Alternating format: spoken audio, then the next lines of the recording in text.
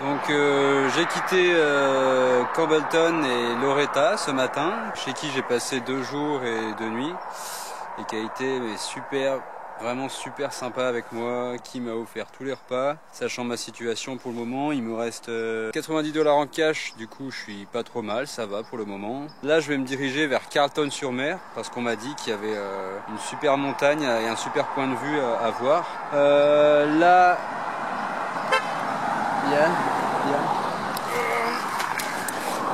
une voiture vient de me prendre en stop, vient de s'arrêter. J'ai même pas eu à lever le pouce, donc c'est génial.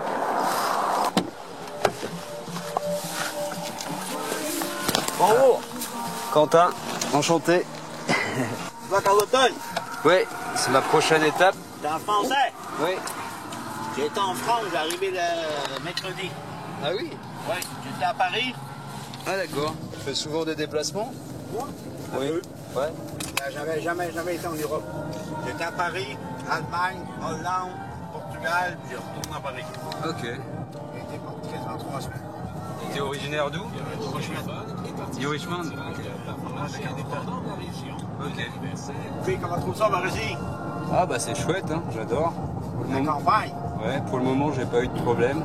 Il n'y aura pas non plus. Luc a été super sympa avec moi puisque il m'a très rapidement proposé de dormir chez lui et donc j'ai accepté. J'ai été pris en stop juste après le pont, donc après la frontière du Québec. Donc il habite à New Richmond, donc c'est à peu près à 20 minutes en voiture de Carleton et je vais le retrouver ce soir après ma visite de la montagne Saint-Joseph. C'est parti pour 45 minutes de montée.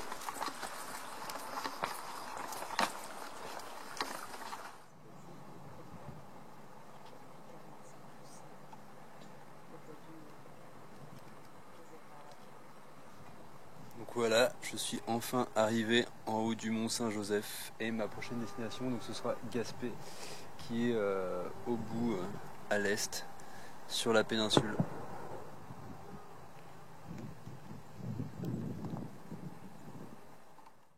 Donc là, je suis chez Luc, donc à New Richmond. Là, on est sur une échelle de générosité assez haute que j'ai jamais vécue auparavant. Il m'offre une bière, un verre de vin. C'est quelqu'un de très généreux. Ouais, c'est assez incomparable de ce que j'ai pu vivre avant. Alors, j'ai connu beaucoup de générosité avant ça, durant mon parcours au New Brunswick et maintenant en Gaspésie. Ça commence plutôt bien parce qu'il est vraiment... Voilà, il n'attend rien de moi, il est juste là pour m'aider. Je suis sur sa route, il est content de me recevoir, il me le fait savoir, il me présente des gens de son entourage. Là, il est en train de préparer à manger pour moi. C'est vraiment un concentré de générosité et de solidarité. C'est vraiment une rencontre que je considérais comme vraiment bouleversant. C'est pas que j'ai pas l'habitude, enfin non, j'ai pas l'habitude parce que je me suis jamais confronté à ça, mais je suis au courant que des gens peuvent être aussi solidaires, que ces mêmes personnes peuvent nous comprendre, mais là c'est vraiment c'est très touchant. Je vais rester juste un soir et demain j'irai en direction de Percé, qui sera ma dernière étape avant de rejoindre Gaspé. Donc hier matin j'ai pris la route pour Percé. Donc sur la route j'ai rencontré Antoine, un autre autostoppeur qui s'y rendait aussi. On a poursuivi notre aventure ensemble, on s'est empressé d'aller voir le rocher percé en contrebas du village. Puis on a été se poser dans un bar, donc lui avec sa tente et son sac de couchage vu qu'il voyage comme ça. J'ai pas mal galéré à trouver un hébergement ce soir-là. J'ai eu plusieurs pistes, mais au final, au dernier moment, une jeune fille m'a proposé sa tente, ironie du sort, dont elle ne se servait pas. Donc j'ai pu monter ma tente le soir à côté de celle d'Antoine et c'est donc la première nuit que j'ai passée à l'extérieur.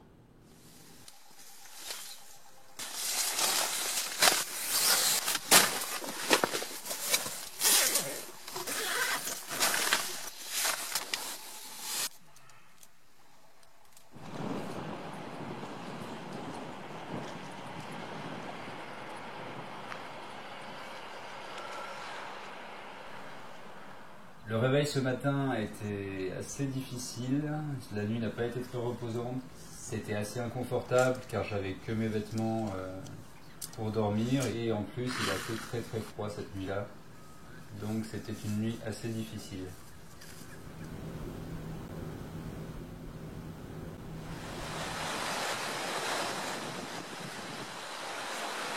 suis arrivé enfin à Gaspé, tant bien que mal, avant la tombée de la nuit, donc vers 6 h. Et donc je suis venu avec mon ami Antoine, que je vais quitter ce soir, puisqu'il a un itinéraire différent demain matin en termes de visite à Gaspé.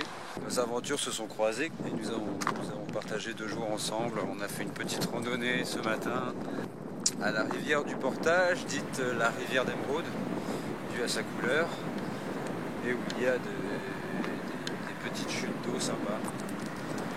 Et nous avons pu faire tous les deux du stop, bien que lui ait été pris avant moi, car moi j'ai attendu 3 heures. Donc j'ai pu trouver un hébergement auprès de personnes qui travaillent dans un bar à Gaspé. Ils terminent le boulot ce soir et ils rentrent. C'est des gens qui me proposent de travailler un peu pour eux, donc ça s'appelle du woofing.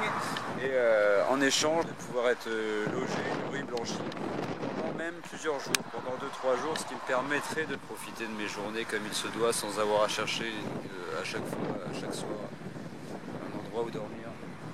Voilà. J'ai mon petite vidéo. Et donc je vais essayer de retrouver leur appartement ce soir, parce qu'en fait ils n'ont pas de quoi m'emmener, leur voiture est pleine. C'est environ 15 km, donc je peux pas forcément y aller à pied. Je vais essayer de trouver une voiture qui va dans cette direction. C'est la première fois que j'entreprends de faire du stop de nuit. Du coup c'est là que je vais pouvoir tester réellement si ça marche. J'ai pas envie de marcher tard la nuit pour me perdre. Je pense que dans ces cas-là, j'irai trouver le commissariat de police. Je sais que c'est une option qui peut marcher. Et je demanderai comme ultime service qui m'amène à l'adresse que je demande. Vu que je n'ai pas assez d'argent pour me payer un taxi et que j'ai besoin de manger tous les jours, vu qu'il ne me reste que 80 $ encore pour 1 semaine et demie à peu près. Donc je prends toutes les options de solidarité de toute personne, ici même à Gaspé et au-delà. Mais ça va bien se passer parce que j'adore l'aventure et que j'ai foi en la nature humaine. Voilà, donc je continue mon parcours.